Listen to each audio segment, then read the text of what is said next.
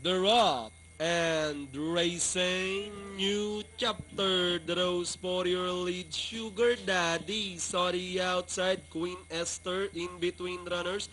Moving up Gray Magic and sneaking in. Down on the inside is Let's Reconcile. My Chic running by the rail. Then followed by Deep Rising.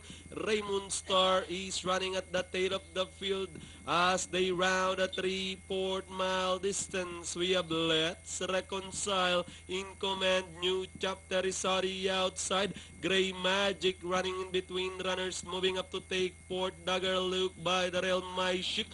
Queen Esther comes next, then followed by Deep Rising. Raymond Star running second last by the rail, and Sugar Daddy now running at the tail of the field, heading towards the last 800. Let's Reconcile still leading the field. Gray Magic running in between runners, now running in second, and Dory outside. New Chapter. Dagger Luke also closing in. Past the last 600, it's still Let's Reconcile leading such a neck over. Gray Magic on the outside.